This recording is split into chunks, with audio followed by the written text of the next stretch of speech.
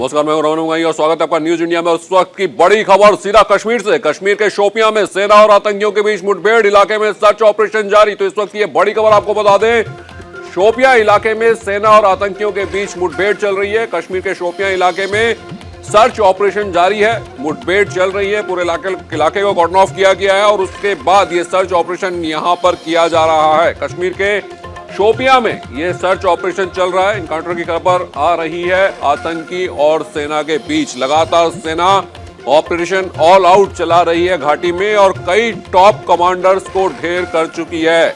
और इस वक्त ये बड़ी खबर कश्मीर के शोपियां में सेना और आतंकियों के बीच मुठभेड़ की खबर है। इलाके में सर्च ऑपरेशन जारी है।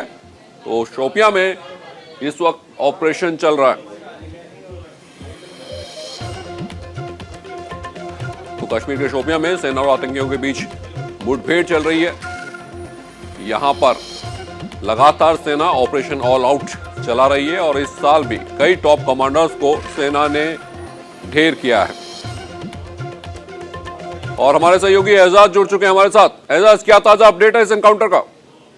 देखिए, मैं आपको बता दूं, आज सुबह सवेरे ही सिक्योरिटी फोर्सेस को एक स्पेसिफिक इन्फॉर्मेशन मिली थी कि किलबल, जो दक्षिणी कश्मीर के शोपियां का इलाका आता है, वहां पे कुछ मिलिटेंट जो है एक रिहायशी मकान में छुपे बैठे हैं। जो ही उन्होंने कोऑर्डिनेट सर्च ऑपरेशन स्टार्ट किया तो जो अंदर मिलिटेंट छुपे थे उन्होंने इस सर्च पार्टी पर फायर खोल दिया, जो एक एनकाउंटर में चेंज हुआ। हालांकि अभी जो है ये सिलसिला चल रहा है कि उनको सरेंडर की अपील की जा रही है। सिक्योरिटी फोर्सेज जो स्थानीय पुलिस है यहाँ पे, उनसे भी जो है उनके फैमिली मेंबर्स को बुलाया गया जा चुका है यहाँ पे और जो है सरेंडर की अपील की जा रही है। फिलहाल जो है मिलिटेंट यहाँ पे जो थे अंदर, उन्होंने सरेंडर की अपील को ठुकरा दिया। अभी एनकाउंटर जो है चल रहा है। एजाज, क्या पिन डाउन किया गया है उन्हें उस घर में? देखिए, एक रिहायशी मकान। तो लगता है एजाज से संपर्क टूट गया है। तो ये एजाज जो जानकारी दे रहे थे कि एक रिहायशी इलाके में घर के अंदर ये आतंकी छुपे हुए थे और जब सेना वहां पहुंची तो उन्होंने फायर खोला, जिसके बाद ये एनकाउंटर आगे हुआ और इस वक्त उस मकान को घेर लिया गया है। उन्हें सरेंडर करने के लिए कहा जा रहा है।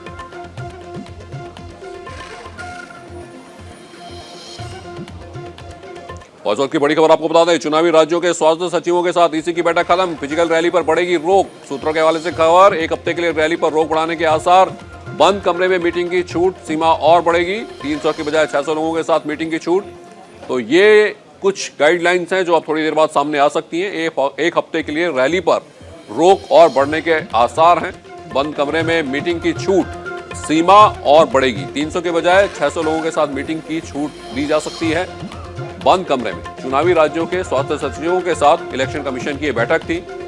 रोड शो और रैली पर पाबंदी बरकरार रहेगी अगले एक हफ्ते तक भी।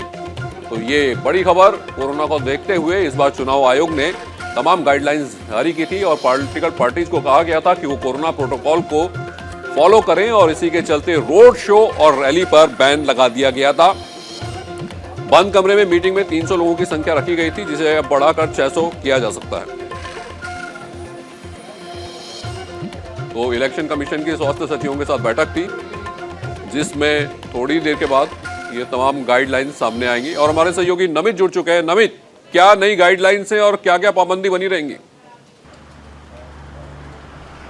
देखिए, फिलहाल जो बैठक थी वो पिछले 1 घंटे से चली थी, जो कि जितने भी चुनावी राज्यों के स्वास्थ्य सचिव थे, चाहे उसमें गोवा की बात करें, मणिपुर, उत्तराखंड, पंजाब और उत्तर प्रदेश, यहाँ के स्वास्थ्य सचिवों के साथ चुनाव आयोग की टीम की एक बैठक थी, जो कि फिलहाल खत्म हो गई है। और अभी जो बैठक चल रही है, केंद्रीय स्वास्थ्य सचिव राजेश भूषण के साथ चुनाव आयोग की बैठक चल रही है। और इस बैठक के खत्म होने के बाद जो इससे पहले बैठक हुई थी तमाम केंद्रीय राज्यों के जो स्वास्थ्य सचिव थे उनके साथ, उसके बाद एक जो एडवाइजरी है वो जारी की जाएगी क्योंकि जो नई गाइडलाइंस हैं उनमें आखिर क्या क्या चुनाव आयोग ने छूट दी। हालांकि जो सोर्सेज से खबरें हमारे पास मिल रही हैं, पहली खबर यही है कि जो ये जो रोक लगी हुई है इसको 1 सप्ताह तक और बढ़ाया जाएगा। इसके अलावा अगर जो बात करें तो क्योंकि चुनाव आयोग ने जो पहले से गाइडलाइंस बना रखी थी कि डोर टू डोर कैंपेन में केवल 5 लोग जाकर ही डोर टू डोर कैंपेन कर सकते हैं, उसकी समय सीमा को बढ़ाकर 10 लोगों की समय सीमा जो है वो कर सकती है चुनाव आयोग। इसके अलावा बात करें तो बंद कमरे में जिस हॉल की कैपेसिटी 300 है, उसके अंदर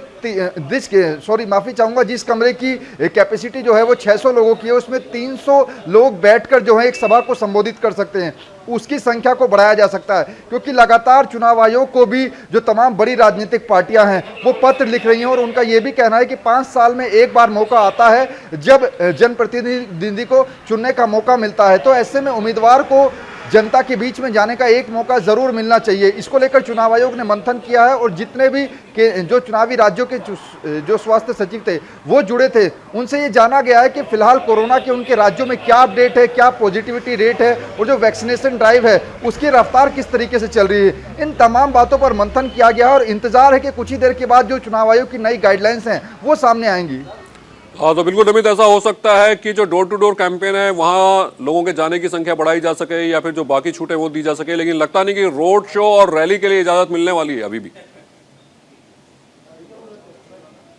जो फिजिकली रैलियां हैं, जो बड़े रोड शो हैं या फिर जो साइकिल रैली हैं, पद यात्रा हैं, उन पर फिलहाल रोक बरकरार रहेगी। उनकी छूट जो है वो फिलहाल चुनाव आयोग नहीं देगा, क्योंकि रमन इस बार चुनाव आयोग भी बड़े फूक फूक कर कदम रख रहा है। इससे पहले हमने देखा था जब पश्चिम बंगाल के अंदर विधानसभा चुनाव हुए थे, उस दौरान कोरोना की सेकेंड वेव ने किस तरीके से हाहाकार मचाया था, तब चुनाव आयोग की काफी किरकिरी हुई थी। तो ऐसे में अब जिन 5 राज्यों के अंदर विधानसभा चुनाव हो रहे हैं वहां पर चुनाव आयोग फूक फूक कर कदम रख रहा है। वहां पर कोरोना का क्या स्टेटस है, कितने लोगों को वैक्सीन लग चुकी है, कितने लोगों को दोनों वैक्सीन लग चुकी हैं, इन तमाम डाटा को इकट्ठा करने के बाद ही जो है चुनाव आयोग अपनी जो गाइडलाइंस हैं वो सामने रखेगा। हालांकि पहले यह भी खबर आ रही थी कि जितने फेज में चुनाव होने हैं, जैसे यूपी के अंदर 7 फेज में चुनाव हैं, तो एक फेज के अंदर 1 सप्ताह की जो छूट है वो चुनाव आयोग दे सकता है। ये तमाम बातें जो हैं केवल सूत्रों के हवाले से अभी मिली हैं, अभी ऑफिशियली जानकारी जो है वो चुनाव आयोग ने नहीं दी है। उसका इंतजार है, कुछ देर के बाद ही जो केंद्रीय स्वास्थ्य सचिव है राजेश भूषण, उनकी बैठक जो है वो खत्म होगी और उसके बाद चुनाव आयोग अपनी गाइडलाइंस को जारी करेगा। नमित, क्या पता चल पाया है कि तमाम जो पॉलिटिकल पार्टी हैं वो किस तरह की छूट चाहती है चुनाव आयोग से? कल शिरोमणि अकाली दल की तरफ से भी चुनाव आयोग को एक पत्र लिखा गया था और उन्होंने इस बात को कहा था कि जनता के बीच में जाने का उम्मीदवार को एक मौका मिलना चाहिए और उन्होंने ये कहा था कि कुछ दिनों की जो छूट है वो उम्मीदवारों को दी जानी चाहिए और जो फिजिकल रैलियां हैं उनमें अगर भारी बड़ी संख्या ना हो, कम संख्या को लेकर एक फिजिकल रैली की छूट दी जानी चाहिए। इसके अलावा बात करें जो नुक्कड़ सभा होती है, उस नुक्कड़ सभा में 50 से 100 लोग इकट्ठा होकर अगर अपना प्रचार करना चाहते हैं, इस तरीके की जो मांग है वो पॉलिटिकल पार्टियों ने जो है चुनाव आयोग के सामने रखी हैं। लेकिन उनकी समय सीमा क्या रखी या फिर कितने लोगों को एक जगह नुक्कड़ सभा में इकट्ठा होने की इजाजत जो है वो चुनाव आयोग देगा, ये चुनाव आयोग के ऊपर डिपेंड करता है। क्योंकि चुनाव आयोग ने जितने भी रमन चुनावी राज्य हैं वहां का पूरा डाटा जो है वो आज लिया गया है कि वहां पर फिलहाल क्या अपडेट है, कोरोना की जो रिकवरी रेट है वो कितनी है और जो पॉजिटिविटी रेट है वो कितनी है। क्योंकि जो मेरे सोर्सेज बता रहे हैं यूपी के अंदर तो थोड़े कोरोना के केसेस जो है वो कम हुए हैं। फिलहाल यूपी के अंदर जो पॉजिटिविटी रेट है वो 6 से 7% है, लेकिन पंजाब के अंदर और ये चुनाव आयोग ने कहा था कि वो लगातार स्थिति की समीक्षा करेगा और उसके बाद ही जो पाबंदी है वो बढ़ाई जाएंगी या फिर घटाई जाएंगी। अब देखना होगा कि अब चुनाव आयोग किस गाइडलाइंस के साथ सामने आता है। तो चलिए, बहुत बहुत धन्यवाद आपका इस तमाम जानकारी के लिए। और एक और बड़ी खबर आपको बता दें, बीएसपी ने प्रत्याशियों की दूसरी लिस्ट जारी की है। यूपी के लिए मायावती ने दिया नया नारा, हर पोलिंग बूथ को जिताना है, बीएसपी को सत्ता में लाना है। यूपी चुनाव के लिए बीएसपी ने जारी की दूसरी लिस्ट। बीएसपी की दूसरी सूची में 51 प्रत्याशियों के नाम हैं। तो बहुजन समाजवादी पार्टी ने उत्तर प्रदेश चुनावों के लिए दूसरी लिस्ट भी जारी कर दी है। 51 उम्मीदवारों के इसमें नाम हैं और साथ ही साथ एक नए नारे के साथ बहुजन समाजवादी पार्टी इस वक्त सामने आई है। बीएसपी को सत्ता में लाना है, यूपी चुनाव के लिए बीएसपी ने ये नारा नया दिया है। पूरा भरोसा है कि उत्तर प्रदेश व उत्तराखंड स्टेट में यहाँ हमारी पार्टी तथा पंजाब स्टेट में भी हमारा बना ये गठबंधन जरूर अच्छा रिजल्ट दिखाएगा। 51 विधानसभा की सीटों पर बीएसपी के तय किए गए उम्मीदवारों की सूची जारी कर रही हूँ। इसके साथ ही आज मैं अपनी पार्टी के लोगों को पार्टी का एक नारा भी दे रही हूँ जो इस प्रकार से है, हर पोलिंग बूथ को जिताना है, बीएसपी को सत्ता में लाना है। और सीधा आपको जेडीयू की प्रेस कॉन्फ्रेंस में ले चलते हैं। रास्ता बनता है तो आप निकालिए, बनाइए। कई बार बातचीत हुई इस बीच में श्री आरसीपी सिंह से, उन्होंने कहा कि हो जाएगा हो जाएगा हो जाएगा। हम लोगों ने इस पर भरोसा करके इतने लंबे समय तक इंतजार किया, लेकिन भारतीय जनता पार्टी की तरफ से कल शाम तक कोई सकारात्मक जवाब नहीं आया। भारतीय जनता पार्टी के अध्यक्ष माननीय श्री नड्डा साहब ने कुछ दिन पहले प्रेस कॉन्फ्रेंस करके ये कहा कि उत्तर प्रदेश में उनके दो सहयोगी हैं, श्री संजय सहनी जी की पार्टी और अपना दल। उसके बाद भी हम लोगों ने कहा कि भाई अगर भारतीय जनता पार्टी, माननीय रामचंद्र बाबू को, कि अगर भारतीय जनता पार्टी हम लोगों के साथ समझौता करना चाहती है तो उसको ये तो कहना पड़ेगा कम से कम कि हमारी जनता दल यू से बातचीत हो रही है, तभी हम माने। उसका भी कोई सकारात्मक जवाब कल तक नहीं आया। पिछले बैठक में जब प्रदेश के अध्यक्ष श्री अनूप पटेल जी 51 लोगों की सूची लेके आए थे, उस दिन भी मैंने कहा था, और उस दिन माननीय मंत्री श्री आरसीपी सिंह साहब के कहने पर ही हम लोगों ने फिर शीघ्र 1-2 दिन 3 दिन के लिए तक इंतजार किया, लेकिन कोई सकारात्मक जवाब नहीं आया। और इसलिए आज जनता दल यूनाइटेड के 26 उम्मीदवारों की सूची, माने विधानसभाओं की सूची, हम लोग आज जारी कर रहे हैं। हमने उस दिन प्रदेश अध्यक्ष को श्री अनूप पटेल जी को अधिकृत किया था, वही आज उस सूची को 26 विधानसभा क्षेत्रों की सूची जारी कर रहे हैं। ये पहली सूची है। दूसरी सूची हम और जारी करेंगे। उम्मीदवार के नाम हम आज इसलिए घोषित नहीं कर रहे हैं कि कई क्षेत्रों में, प्रदेश अध्यक्ष जी का कहना है कि कई क्षेत्रों में कई दावेदार हैं और उसके लिए उनको 2 दिन 3 दिन का समय चाहिए कि कौन उसमें सबसे सशक्त उम्मीदवार हो सकते हैं। ये वो फैसला करके 2-3 दिनों के अंदर उम्मीदवारों की सूची जारी करने के लिए भी हम लोगों ने पार्टी के प्रदेश अध्यक्ष श्री अनूप पटेल जी को अधिकृत कर दिया है, और जो बाकी बची सीटें हैं उसको भी जारी करने के लिए हमने इनको अधिकृत कर दिया है। ये यहाँ से जारी करें, लखनऊ से जारी करें, जहाँ से इनकी इच्छा हो जारी करें।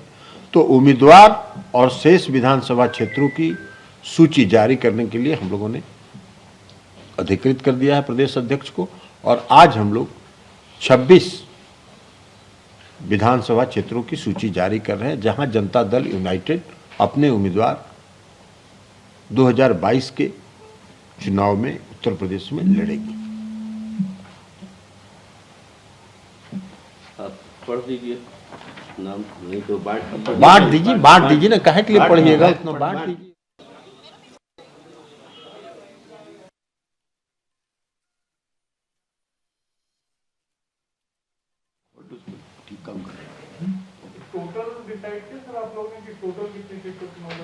देखिए, अभी तो हमने आपको बताया था पिछले दिन ही कि 51 विधानसभा क्षेत्रों की सूची ये लाए थे, लेकिन उसके अलावा भी, उसके अतिरिक्त भी अगर प्रदेश अध्यक्ष यह उचित समझेंगे कि वहाँ उन क्षेत्रों में हमारे उम्मीदवार सशक्त उम्मीदवार हैं जो चुनाव लड़ सकते हैं, तो वहाँ ये उसके लिए भी अधिकृत हैं।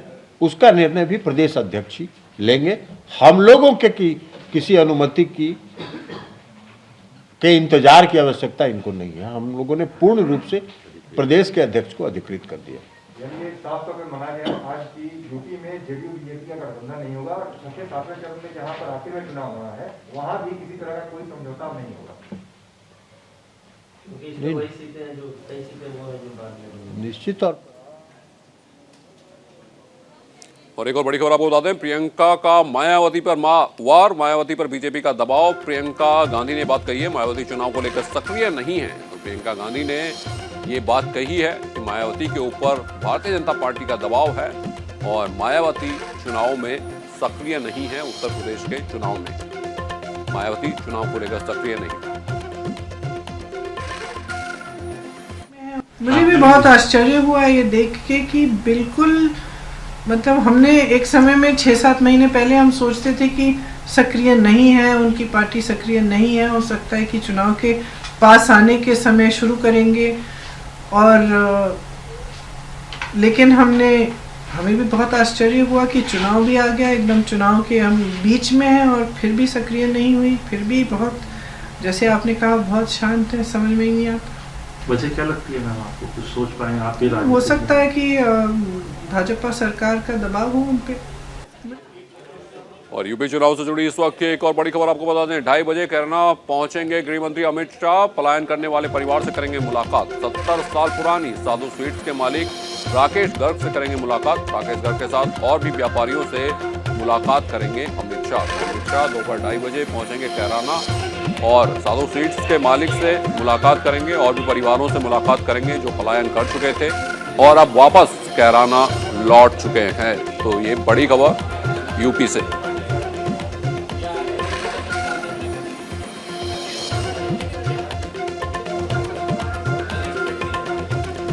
दोपहर 2:30 बजे कोरोना पहुंचेंगे गृह मंत्री अमित शाह और वो लोग जो पलायन कर गए थे उन लोगों से मिलेंगे, बातचीत करेंगे। और सीधा रुख करते हैं लखनऊ का, जहां समाजवादी पार्टी की प्रेस कॉन्फ्रेंस चल रही है। तो हम लोग बहुत दिनों साथ रहे। हमने एक बात समझी कि समाजवादी पार्टी को बनाने में जो 92 में नेताजी की पार्टी बनी और जो हम सब लोगों ने उसमें सहयोग दिया, उनमें सबसे पहले उनका एक मन था कि जो जनता पार्टी में बिखरे हुए समाजवादी बिखर गए थे जनता पार्टी बनने से, वो उन सबको एकत्रित पूरे हिंदुस्तान से किया जाए, कि उनमें बहुत बड़ी बेचैनी थी। उस मामले में प्रोफेसर रामगोपाल जी भी यहाँ बैठे हुए हैं और वो उनका बड़ा मन था और फिर नेताजी ने और उन लोगों ने सबने मिलके जो ये पार्टी बनाई, वो आज उसी पार्टी के हम सब लोग कार्यकर्ता हैं।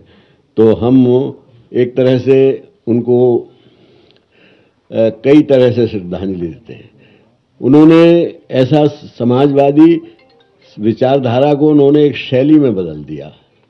शैली ये थी कि वो कई बार तो लोकसभा में रहे, कई बार राज्यसभा में रहे, कितनी बार मंत्री रहे, लेकिन वो आम जनता से उनका लगाव ऐसा था कि उनके घर पे ये जो उनका मकान था दिल्ली में, जो बंगला मिला था, उस पर लिखा था लोहिया के लोग, और उनको सारी दुनिया छोटे लोहिया के नाम से जानती थी। और मज़े की बात ये थी कि जब वो उनकी पुण्यतिथि के बाद जब उनका वो आकलन करें अगर उनकी संपत्ति का, तो उनके पास न अपनी गाड़ी थी न। तो चलिए, न्यूज इंडिया में वक्त हो चला एक छोटे से ब्रेक का। ब्रेक के बाद भी खबरों का सिलसिला चलता रहेगा।